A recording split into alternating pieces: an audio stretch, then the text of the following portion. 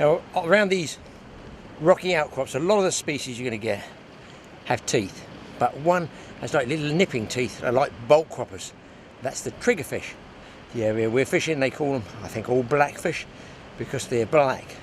They will strip any rubber, soft plastic or anything you've got on the hook. I'll show you what they look like and why they're called the triggerfish. Now this is a triggerfish, of which there are absolutely gargantuan shoals around this particular island. And they're a funny little chap. They've got tiny little nipping jaws there at the front and they shred like piranhas. And this dorsal fin comes up and it locks. You cannot push that dorsal fin back. And apparently I was told what they do is in the daytime they're out feeding frenzy, and at night time in the hours of darkness they go back down in the rocks and they actually jam themselves in rock crevices like this. Now whether that's true or not I don't know, but that's what I was told. And also I think they throw this up as a defence mechanism because you'd think that would be pretty tough to swallow with that stuck in your throat. I'm going to take a fillet off of this one because I want some for bait anyway. I'll drop a fillet into the water and hopefully be able to film for you the shoal of absolute piranhas that these things are and what they leave cannibalising their baby brother. Right, what I've done is I've taken the fillet off there and you can see I've left loads of meat on there. This is the stomach contents of the triggerfish. Now it's like a long big tube, clear tube tract, and this is the stuff one assumes they feed on, which is like, I don't know what. I can't even see any animal life in there at all. There must be a triggerfish scientist somewhere that can tell us what that is, but I don't know what it is. Anyway, I'm putting that on, help draw them around, and then this is the meat on here. I'm going to give it about 60 seconds in there. Then I'm going to time it by my watch and see what's left of all this meat and guts in 60 seconds. But just as a tip, guys, if you are a mullet fisherman from the shore, one of the best baits you can ever get is the gut, just that, the tract of a mullet. Of course you have to catch your mullet first to get the gut tract, but they're used to eating what that other mullet's been eating. They're eating the same thing, so assume that their natural food is in that gut, that stomach content. So that's why they take it really well if you're float fishing for mullet around harbours. Good little tip for you there, totally awesome tip for you. Let's get this in the water, see if it lasts 60 seconds.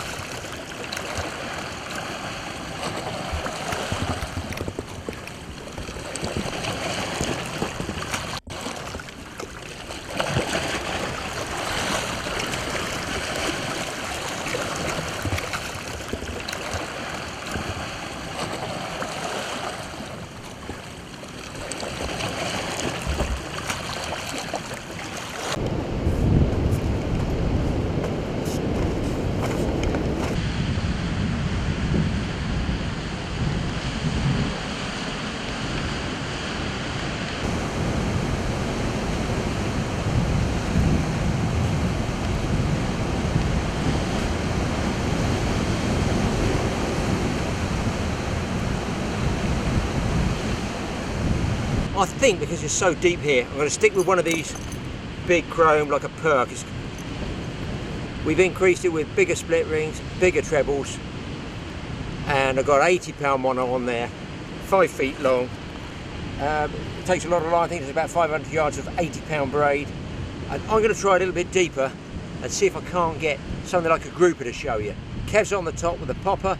He's already had a follow from a big amberjack. That would be nice to show you. And although the wind's in our face, I figure this is going to cast a bit more distance, and I'll cover a bit more ground. But also, if they say it's as deep as it is, I might risk it to the bottom and just see if there is a grouper down there. That's what you have to do in this situation. be prepared to lose lures. It's going to happen either on fish or on the bottom. I mistakenly bought my fly rod because I want a fly rod, one of the jacks. I can see with this wind in my face, even if I punch out a line here, this one is, it says, straining. It's a weight forward 9 sink tip line, salmon reel, but it's not a saltwater fly rod, guys. It's just a regular old reservoir, that's British for storing water, trout rod. You catch 2 or 3 pound fish on it. I don't think I'm going to do it today though. If they come in, I'll give it a shot. If not, I'm going to stick with this Dexter wedge for a while. And if my man down there starts busting fish on poppers, trust me, I will change. Time to get fishing. Oh guys, this is a real turn up for the brooks if I can get it over the rocks. This is a first. Surely a first, certainly for me. A PB. I'm going to call that a squirrel fish, which is normally, I guess, a deep water species. Look at the colours in there. Look, he's even put his fin up for us. Beautiful. He's got a nice spike on the back of the dorsal. Look at the fins at the back there. I mean, is that not a fabulous looking fish there? How he tried to eat something that size is beyond me. I'm very grateful. This is a new, first of a species, a PB. Is some form of wiggling squirrel fish. And I just thought, and a grunter as well, so maybe it's a form of grunting squirrel fish or something. I'll tell you what, he's got that look about him that says he's good to eat. Feels like he's got spikes here. Yes, spikes on the end of those fins if you catch them, guys. I don't need to tell you what those are, they're spikes. But I'm calling it a squirrel fish. You guys out there on YouTube, the experts. A grunting squirrel fish, I guess this is. First for me, back it goes in the name of conservation. To try the other side, and I'm thinking it's so deep water here, vertically along this wall, maybe I should be casting along the wall, and I had that squirrel fish, and look at the chunking size of this grouper. He took that metal perk, snagged me up twice. I'm lucky, I think the surge of the water helped me get him out. Absolutely enormous fish. I can't tell you, maybe he's 6 or 7 pounds. Whew. I'll throw this back and show you something though. Let's get him back. Oh! You can see there the line on the back of my hand, because I left the gaff's gone up there. I left mine in my bag up there.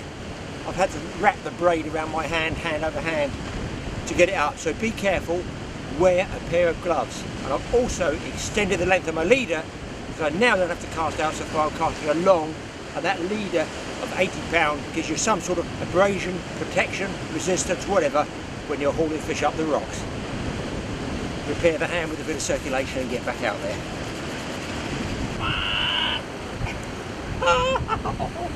It's even bigger. Come on, baby. Oh my God. Just try and keep him clean for you.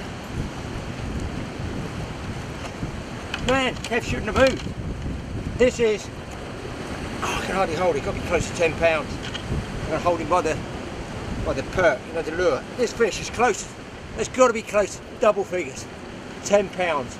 An absolutely massive grouper. Easily the biggest of this trip for me. Do you know what? I found the grouper honeypot. Wowee. I can't get anything bigger up there because my fingers are getting cut by the braid. Get spiked by the grouper. He's off. Wow, what a beautiful fish. I reckon he actually might be eating those red squirrel fish, who knows. Fantastic fish. Look at the stomach on it. There must be so much food out here, it's ridiculous. Watch the gill rakers. I'm just in the edge of the mouth, not in the gill rakers. What a clonker. Boing! There was a splash, he didn't hit the rocks, folks, honestly.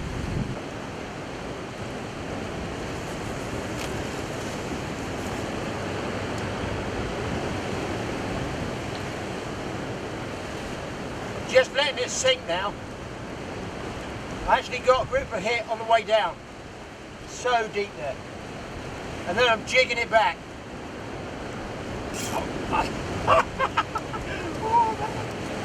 Got to get him out of the rocks.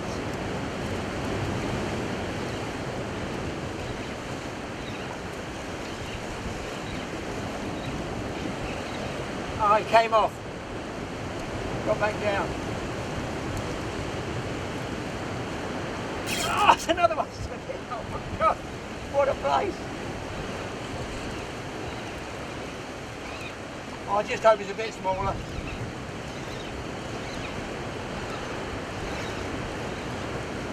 Oh. Oh.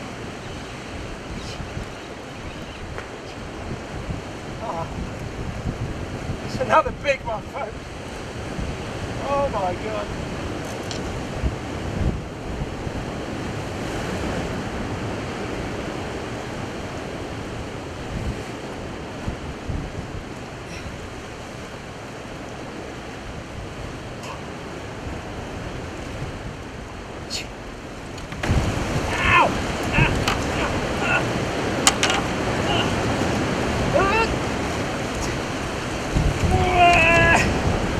Look at that fish.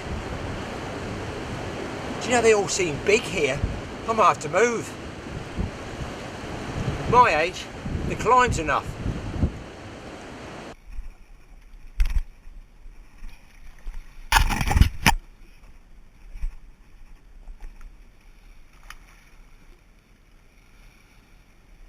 There's the eel, look at the eel.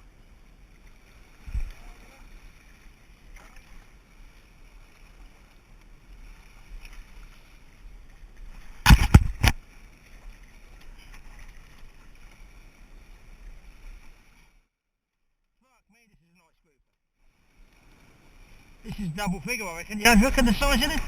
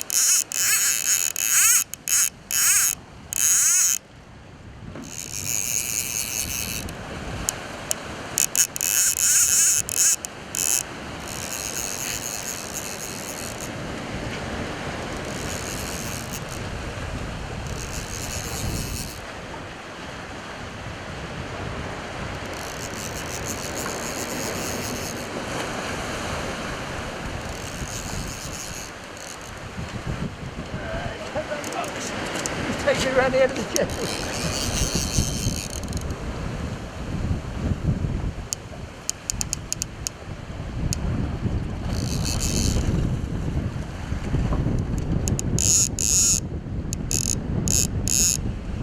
This is going to be amusing.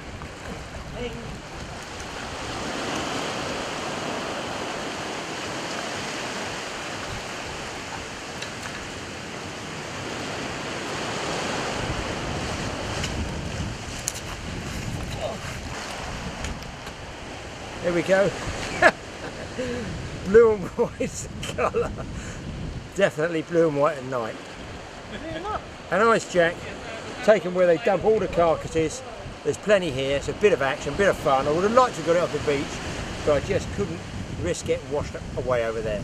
So tomorrow, he says, hopefully, I might be able to get out off the rocks. Had that grouper we showed you earlier on. Let this hook out. Might even pay you to do a little pinch on the barb there on those flies. There's the jack. Nighttime jack fishing on the fly. Totally awesome.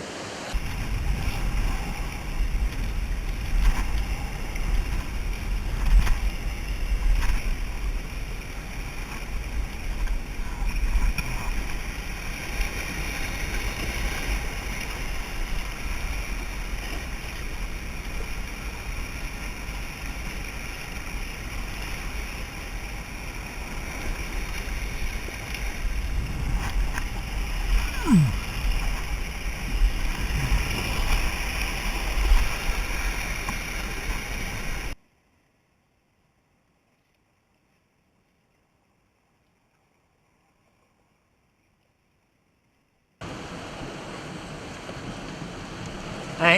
yes, here I am on one of those rock marks, set up with a regulation British reservoir 8-weight fly rod outfit, bigger reel there, slightly bigger, it's just a direct drive reel, and I'm going to give this fly a go, see what we can do out there.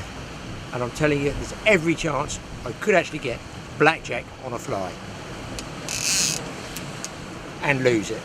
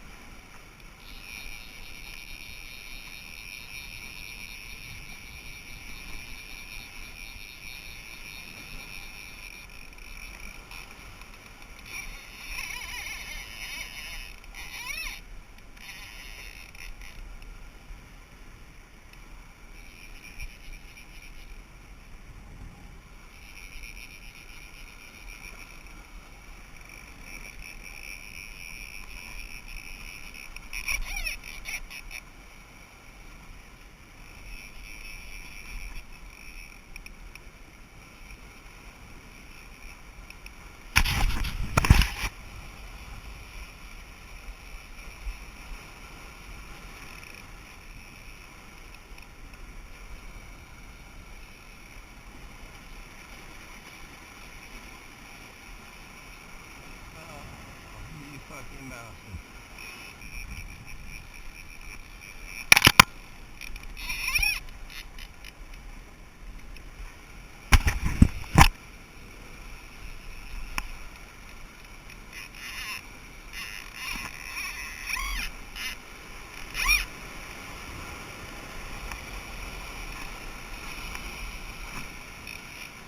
Fucking over.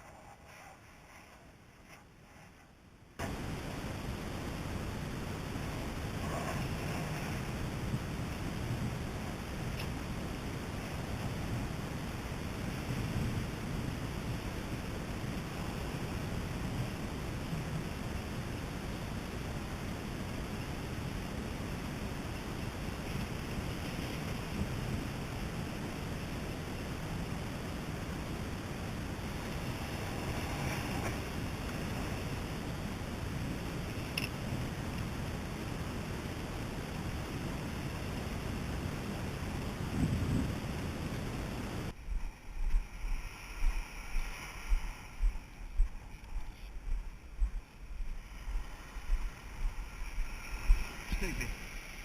Huge.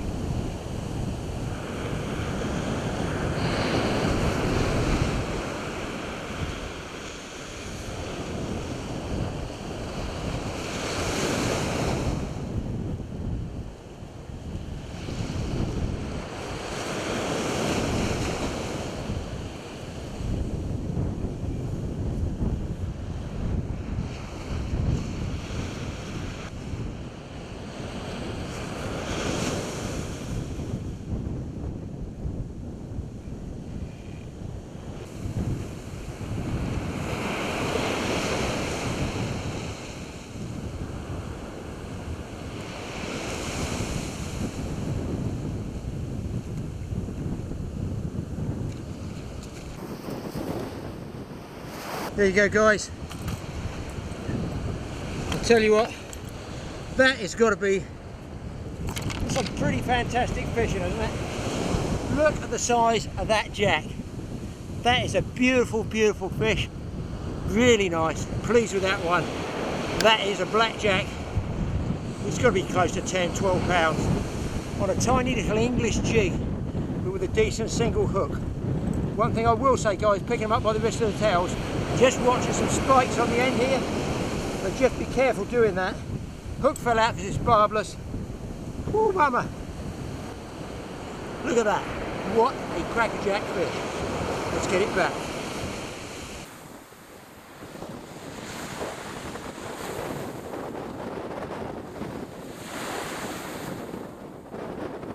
We were just in a research office talking to a lady about tuna tagging. We've run down the beach, we're going to catch the airplane, a few casts, and one of the beaches, a fabulous, I'd say it's close to double figures, rainbow runner. What a beautiful fish. Get it back and get out there beach fishing.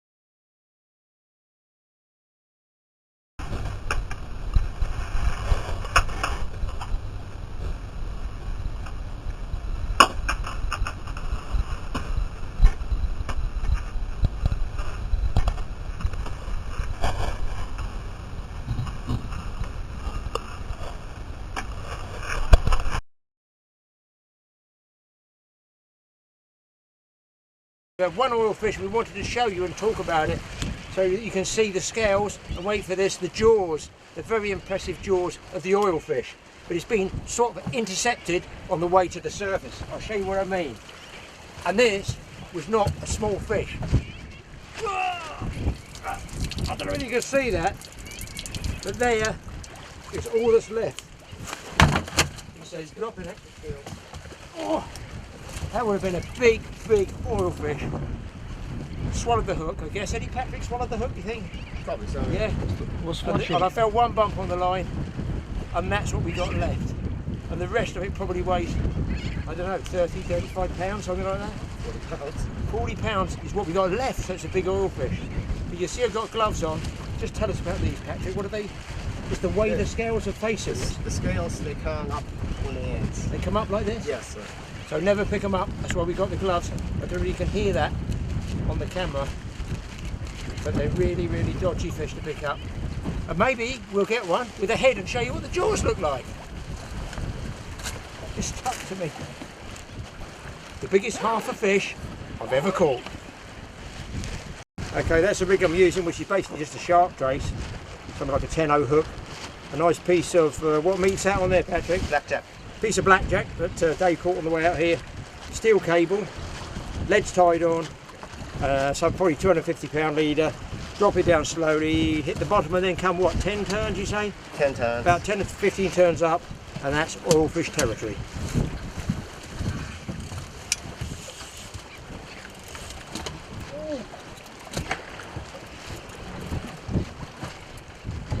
The line's going out, guys. Patrick is actually pulling the anchor up on literally the last 5-minute drop.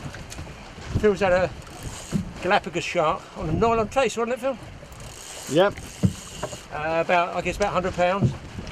We had another tuna. We've had quite a few fish tonight, actually, in fairness. They're breezy. And on the last drop, as he's literally pulling the anchor up, I've got a fish hooked up on the 50 wide, and it's on the way out. Hopefully we might be able to show you one of those oil fish and the jaws, if it doesn't get eaten by another jaws.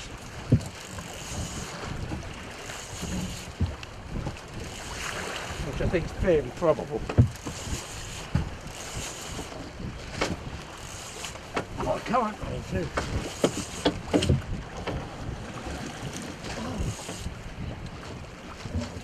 Anybody catching oilfish, just a tip which we've learnt from Patrick is you think you've lost a fish, it goes all light, it goes light and peculiar, and the fish is swimming up because they come up from depth.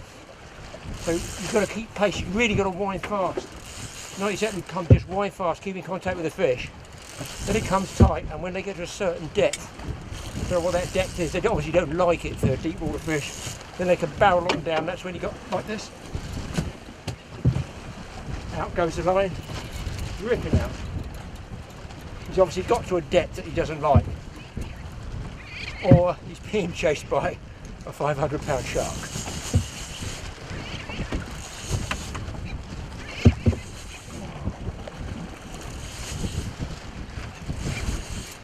Well, I fear, guys, he's just been eaten by a shark.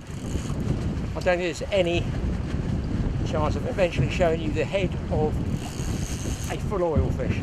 But what I did do, as the fish was running, I've opened the drag and let the fish run a long way, and hopefully could outrun the shark. It's a little totally awesome tip that the tuna fishermen do, the tarpon fishermen do in Florida Keys. When the tarpon are about to be eaten by a bull shark, you back the drag off and let the fish run, and they can always outrun the shark. But the longer it's in the water, obviously, I feel the shark's chasing. You can see the line going there.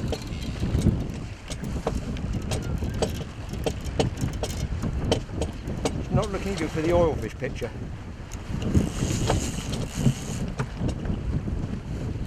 What we might get lucky with is if this shark, which I'm pretty sure this is, bites the bottom half off, we can stick the two together so you can see the front and the back. I'm going to have to start loading up on this in a minute.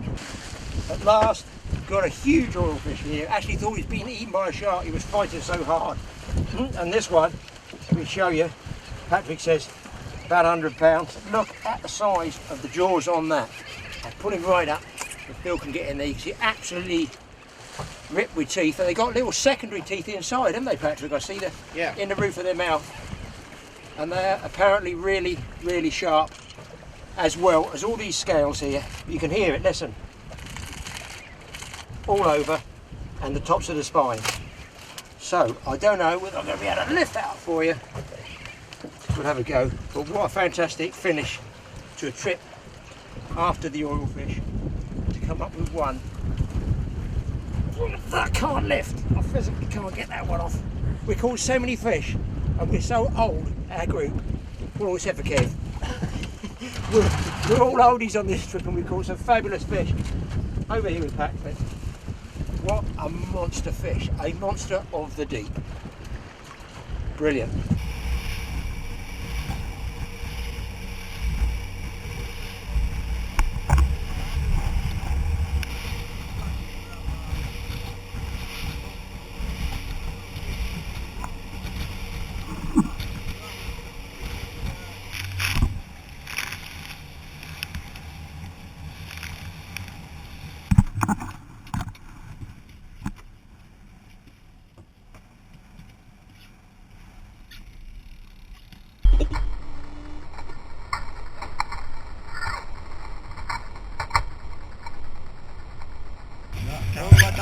Keep it down low if you can.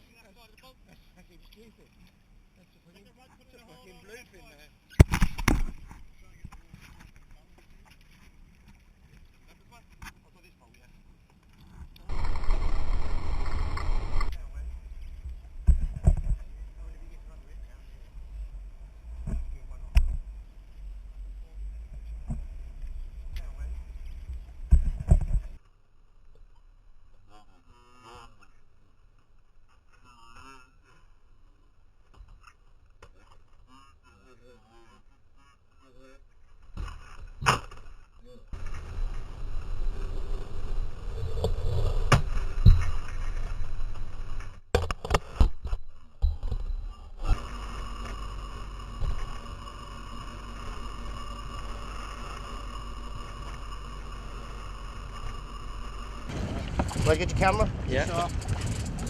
It's all running. It's all running. Even if he's got the other line, no matter. Where are you? Nice one.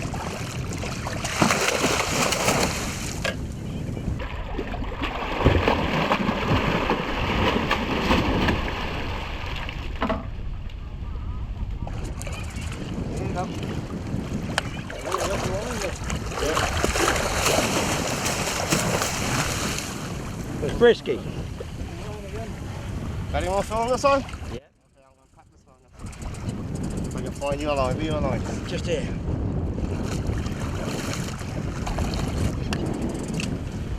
Come on, well done, thank you Patrick. We've now got, after chumming for no more than 5 minutes, 4 huge Galapagos sharks right at the back of the boat. We're going to try and pop a tag in one if we can. If we can get them up close. Kev's got a carcass there. They've already had one big bite out of it and they're real big sharks. We'll see if we can get a dart, tag in the back or anywhere in the back of one of these sharks.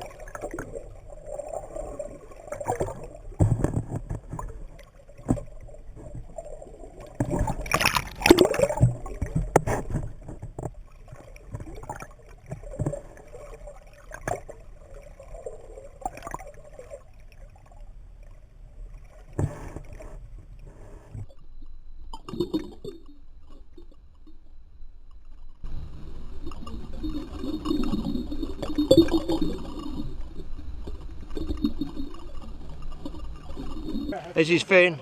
Big ass shark, man. A big shark there. Spooked away. It needs an extra length of rope.